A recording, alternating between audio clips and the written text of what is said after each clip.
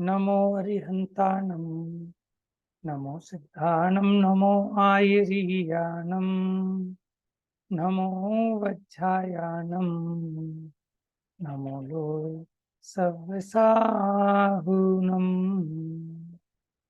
मोक्षमार्गस्य नेतारं भेत्तारं कर्म विभ्रतां ज्ञातारं विश्वतत्त्वानां वंदे तद्गुणलब्धये।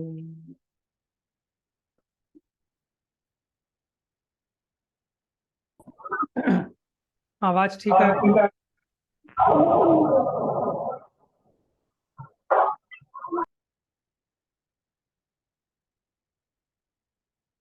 तो कल हमारी चर्चा जन्म के 3 प्रकारों पर चली। सूत्र था हमारा सम्मूर्छन गर्भोपपादा जन्म, सम्मूर्छन, गर्भज और उपपाद, ये 3 प्रकार के जन्म थे।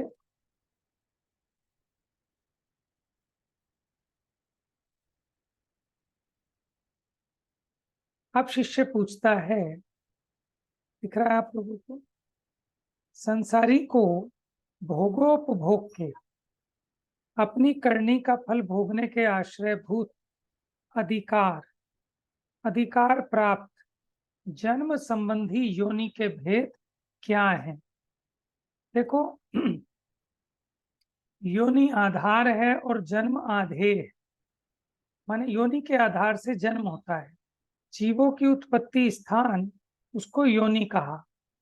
जैसे कि आपने सुना होगा 84 लाख योनियों में जीव भटक रहा है, ठीक है? तो टोटल 84 लाख योनियां होती हैं। अब यहाँ मोटे रूप में 9 प्रकार के भेद किए योनियों के। सूत्र देखेंगे, सूत्र क्रमांक 32।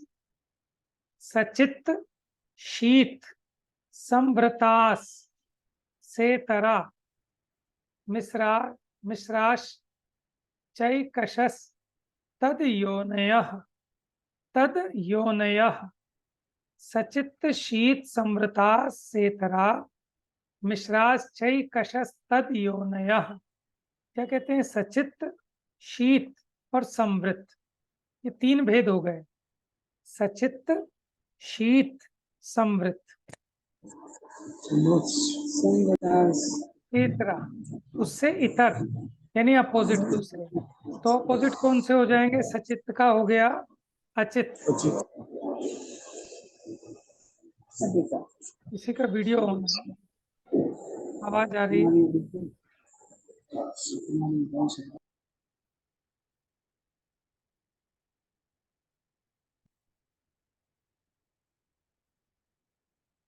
ठीक है।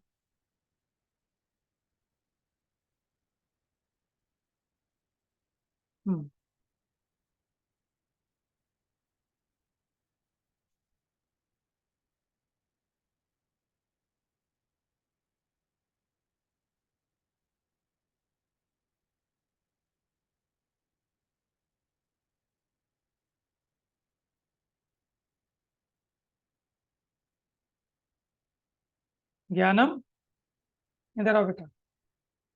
ये देखना है किसने चलाया है।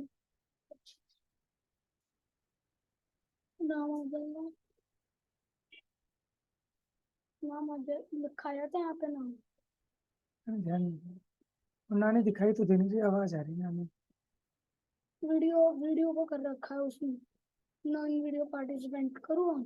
अच्छा, रेस कर लेना इससे एनोनेट पे जाके, इसमें रेफर करते हैं। एनोनेट। चलिए, देखिए, सचित्त का अपोजिट अचित, शीत का अपोजिट उष्ण, संवृत का अपोजिट विवृत, ठीक है? इतर माने उससे अपोजिट 3। मिश्र, अब मिश्र क्या होंगे? सचित्ता अचित, शीतोष्ण, संवृत्ता विवृत, ठीक है? यानी 3 तिया 9 भेद हो गए। चलिए पूनम पढ़िए। सचित्त चित्त आत्मा से सहित प्रवृत्ति करने वाला। आत्मा का चैतन्य विशेष रूप परिणाम चित्त है। उस चित्त से सहित योनि सचित्त है। शीत शीतल रूप ठंडी योनि। समृद्ध प्रदेशों के बाहर नहीं दिखने रूप भली भांति ढकी हुई योनि। सेतरा स जमा इतर सहित विपरीतता इनसे उल्टे सचित्त की अचित्त। शीत की उष्ण, समृद्ध की विवृत। इस प्रकार प्रतिपक्षी सहित योनि सेतरा है। मिश्र इन दोनों की मिली हुई सचित्ताचित्त शीतोष्ण समृद्ध विवृत, ये मिश्र योनि है। यह बताने के लिए च पद का प्रयोग है। यदि इसका प्रयोग नहीं करते तो मिश्र सचित्तादि का विशेषण सिद्ध होता। देखिए 9 प्रकार की योनियां। सचित्त माने जो चित्त सहित है। चित्त किसे कहते हैं? आत्मा के चैतन्य रूप विशेष परिणाम को चित्त कहते हैं, और जो उस चेतन से सहित है वो सचित्त है। शीतल यानी ठंडी। समृद्ध माने होता है ढकी हुई। प्रदेशों के बाहर नहीं दिखने रूप, वो हो गई समृद्ध। अब इसके अपोजिट ले लो। सेतर माने अपोजिट। सचित्त की जगह अचित्त, शीत की जगह उष्ण, समृद्ध माने ढकी हुई और विवृत माने खुली हुई। और फिर होंगी इनकी मिश्र, सचित्ताचित शीतोष्ण समृद्ध विवृत। ये बताने के लिए 4 शब्द। अच्छा चलिए। एक शाह माने प्रत्येक का। यह विप्सा बार बार ग्रहण करने के अर्थ में है। इससे मिश्र का ग्रहण अनुक्रम से तीनों के साथ करना।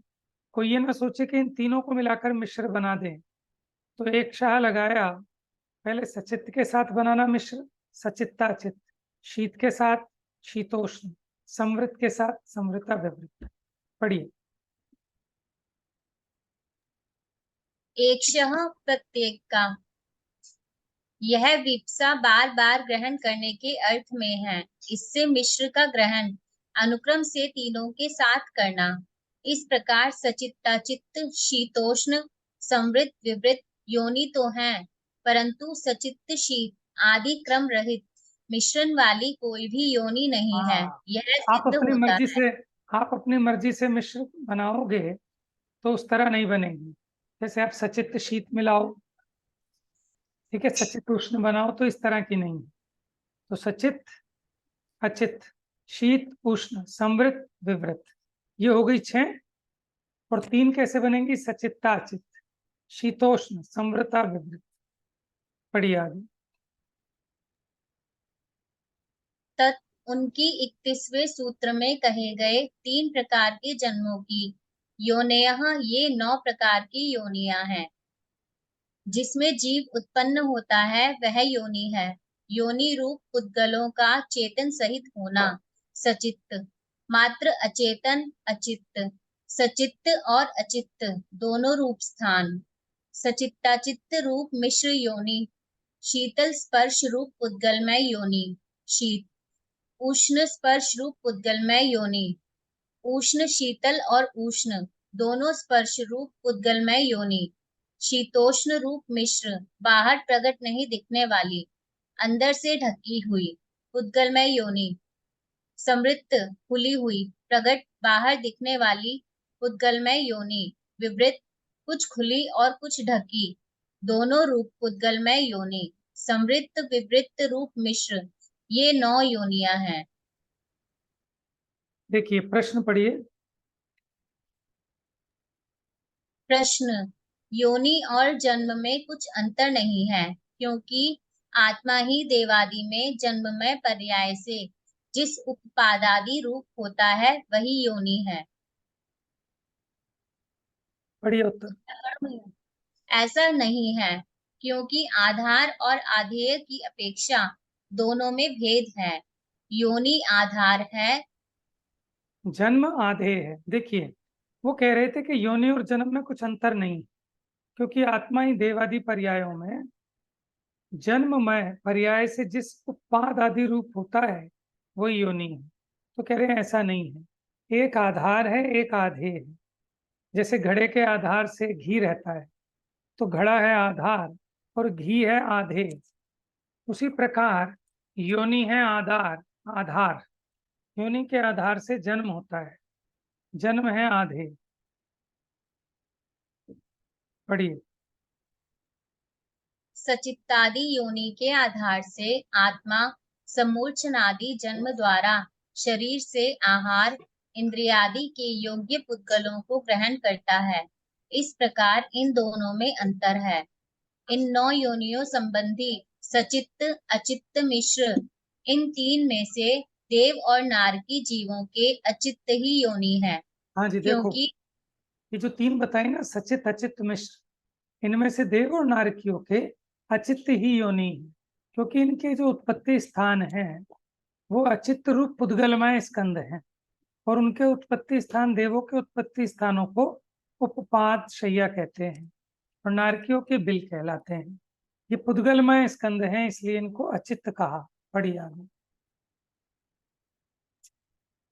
क्योंकि इनके उत्पत्ति स्थान अचित्त रूप पुद्गल में स्कंधमय है, अतः उत्पाद जन्म की अचित्त योनि है। गर्भ जन्म वाले जीवों की सचित्ताचित्त रूप मिश्र योनि है, क्योंकि इनके उत्पत्ति स्थान रूप माता के उदर में वीर्य लोहु के पुद्गल द्रव्य अचित्त तथा माता संबंधी आत्मा के प्रदेश चेतनवान सचित्त हैं। देखिए, हाँ, माता के प्रदेश तो चेतनवान है, ठीक है, लेकिन माता के उदर में जो वीर्य लहू है वो पुद्गल है, तो इसलिए उसको क्या कहा? मिश्र, यानी सचित्ता अचित्त।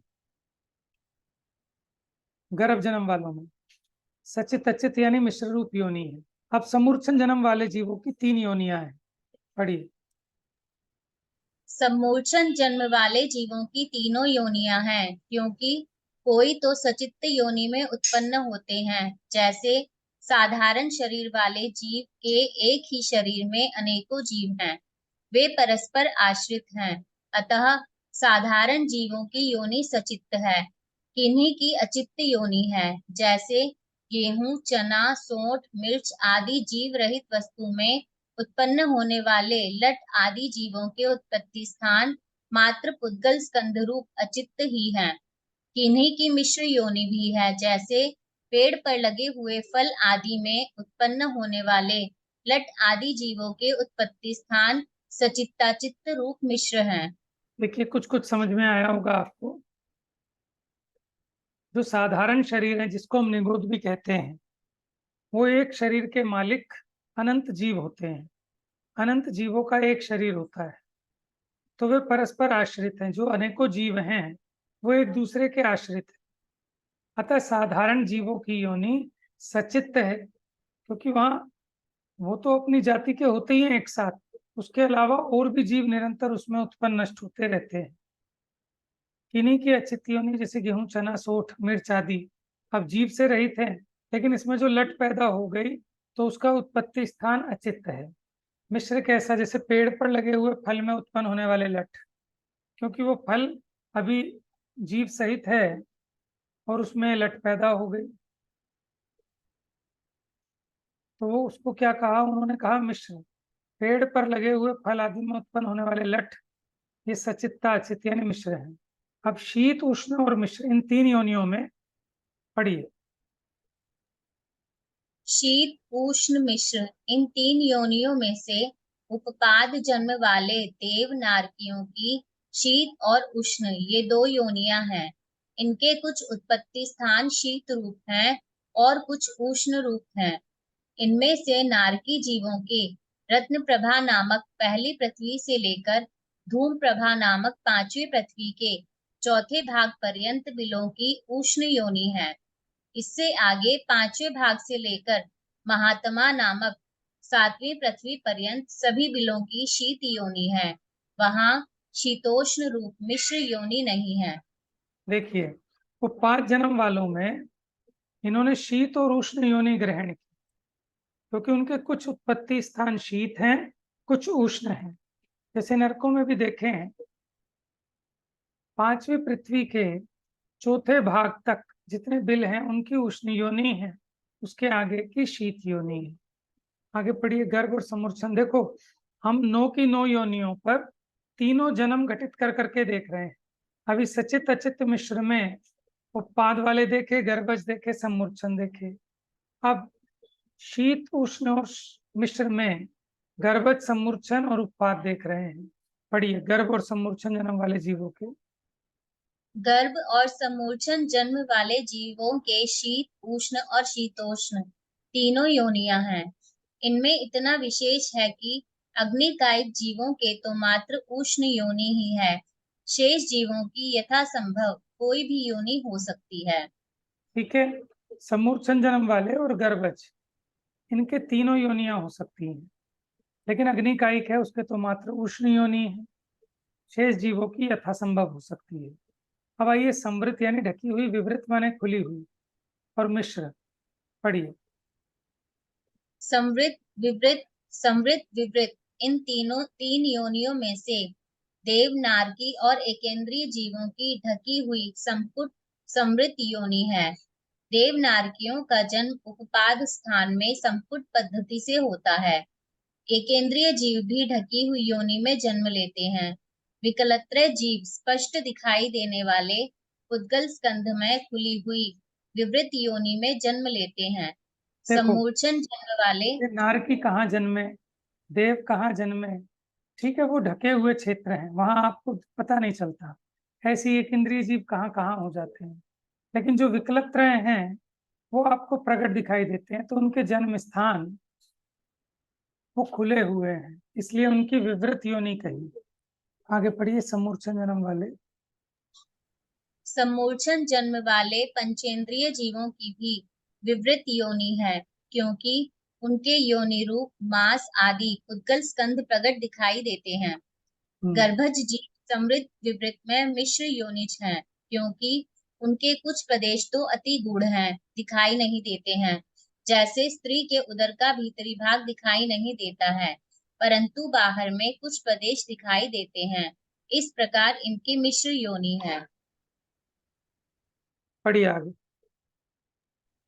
श्री गोम्मट सारजी जीव समास नामक दूसरे अधिकार में आचार्य श्री नेमी चंद्र सिद्धांत चक्रवर्ती ने गर्भ जन्म के संदर्भ में स्त्री की योनि के 3 भेद बताए हैं: शंखावर्त, कूर्मोन्नत, वंशपत्र।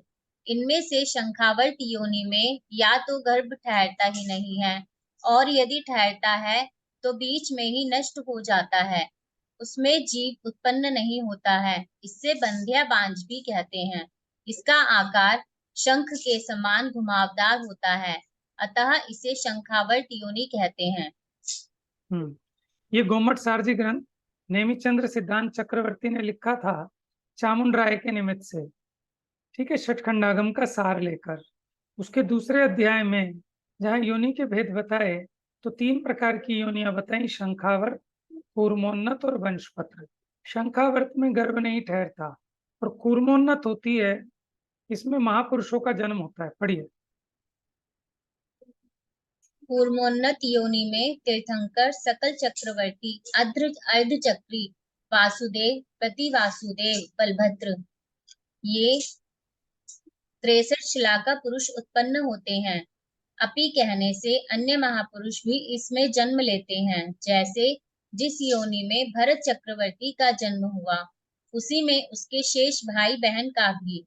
कूर्म कछुआ के समान उठे हुए आकार वाली होने के कारण इसे कूर्मोन्नत योनि कहते हैं। पढ़िए आगे आगे। पढ़ो। वंशपत्र योनि में सभी सामान्य मनुष्य उत्पन्न होते हैं। वंश बांस के, पत्र पत्ते के समान आकार होने के कारण इसे वंशपत्र योनि कहते हैं। लब्धे पर्याप्तक समूर्छन जन्म वाले ही होते हैं। हाँ जी, अब एक उपपाद सुनिए, लब्धे पर्याप्तक किसे कहते हैं, कल बताया था।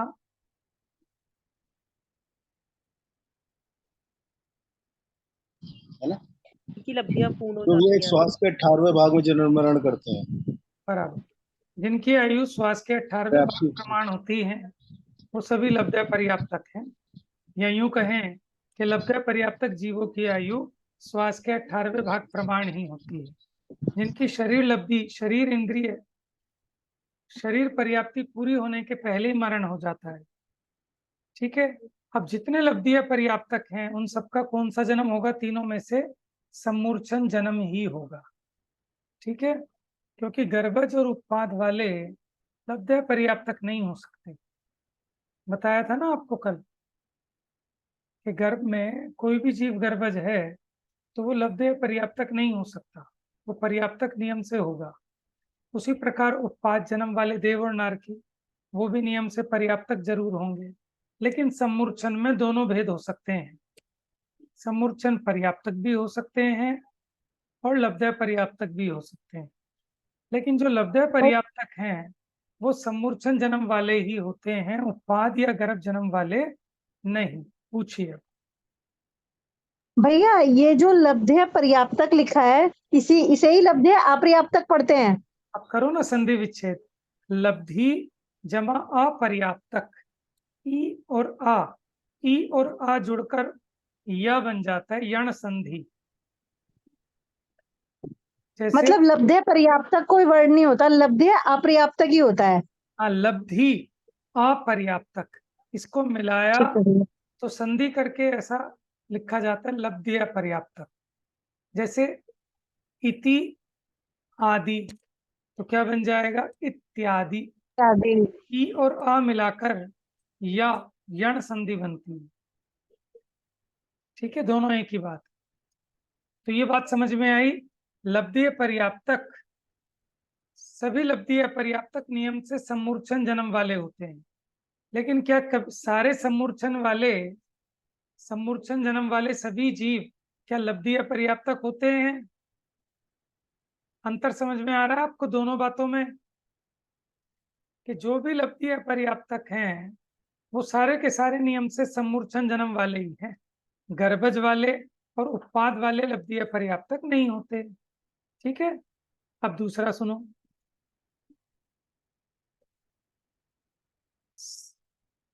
सभी सम्मूर्छन जन्म वाले लब्धि अपर्याप्तक होते हैं, सही है कि गलत है? गलत है भैया। क्योंकि सम्मूर्छन जन्म वाले पर्याप्तक भी हो सकते हैं और लब्धि अपर्याप्तक भी हो सकते हैं, लेकिन जो भी लब्धि अपर्याप्तक होंगे वो नियम से सम्मूर्छन ही होंगे। पढ़िए अब आगे। सम्मूर्छन मनुष्य भी संगी अपर्याप्तक ही हैं, पर्याप्तक नहीं। समझ ये गए? असंख्य क्योंकि भी नहीं है। देखो अगर लब्धि पर्याप्तक मनुष्य पकड़ा तो वो भी नियम से सम्मूर्छन जन्म वाला है, लेकिन मनुष्यों में समझ लेना, अगर कोई भी सम्मूर्छन मनुष्य है तो वो नियम से लब्धि पर्याप्तक भी होगा। ठीक है, लब्धि पर्याप्तक मनुष्य है तो वो नियम से सम्मूर्छन जन्म वाला ही होगा। तो मनुष्य पर दोनों तरफ से नियम लागू पड़ता है कि कोई भी अगर सम्मूर्छन जन्म वाला मनुष्य है वो नियम से लब्धि पर्याप्तक होगा, ये तो सामान्य बात। लेकिन हाँ, लब्धि पर्याप्तक तो सभी सम्मूर्छन जन्म वाले होते हैं, लेकिन सम्मूर्छन जन्म वाले लब्धि पर्याप्तक भी हो सकते हैं और पर्याप्तक भी हो सकते हैं, सिवाय मनुष्यों के, क्योंकि सम्मूर्छन मनुष्य नियम से लब्धि अपर्याप्तक ही होंगे, एक श्वास के 8-10 बार वाले ही होंगे। ठीक है, ये सम्मूर्छन मनुष्य वो हैं कि जो हमारे शरीरों के अंग उपांगों में पैदा हो जाते हैं पसीने आदि से। ठीक है ना, ये सम्मूर्छन मनुष्य हैं। तो भैया फिर उन्हें मनुष्य क्यों बोला है? मनुष्य वो क्योंकि तो उनके मनुष्य गति नाम कर्म का उदय है, मनुष्य आयु है, मनुष्य पर्याय है। ठीक है, त्रियंच नहीं है। त्रियंच कैसे लगा आपको? त्रियंच नहीं है तो मनुष्य, लेकिन जैसे हमारे हम दिखाई देते हैं ऐसे नहीं दिखाई देंगे वो। श्वास के 18वें भाग में मरण को प्राप्त हो जाते हैं, क्योंकि उनके मनुष्य गति नाम कर्म का उदय है, मनुष्य आयु का उदय है, उसीलिए मनुष्य है, मन सहित है, असंगी भी नहीं है। और एक और नियम, जितने भी सम्मूर्छन जन्म वाले होते हैं वे सब नपुंसक वेदी ही होते हैं। क्या? जितने भी सम्मूर्छन जन्म वाले हैं वे नपुंसक वेदी ही होते हैं। ये आप थोड़े से नियम जो कल और आज बताए हैं ना, नोट कर लेना और एक बार मुझे चेक करा लेना, गड़बड़ ना हो जाए। ठीक है, क्योंकि भूल जाते हैं चीजें। चलिए पढ़िए।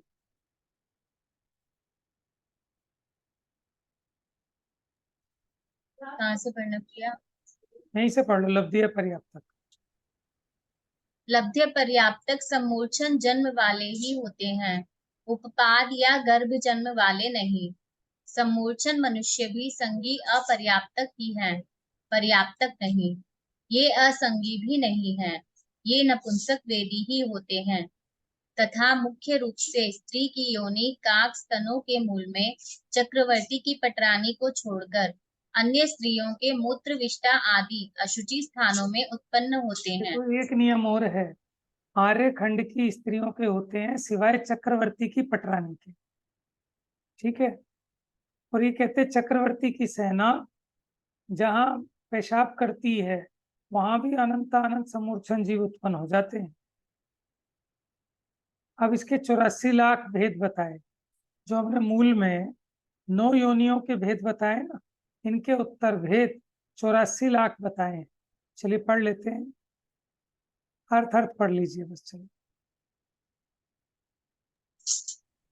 नित्य निगोद, इतर निगोद, पृथ्वी जल अग्नि वायु, इन छहों की पृथक पृथक 7-7 लाख भेद वाली योनियां इस प्रकार कुल 42 लाख। इनमें प्रत्येक वनस्पति संबंधी 10 लाख भेद जोड़ देने पर एकेंद्रिय की कुल 52 लाख जातियां योनियां हैं।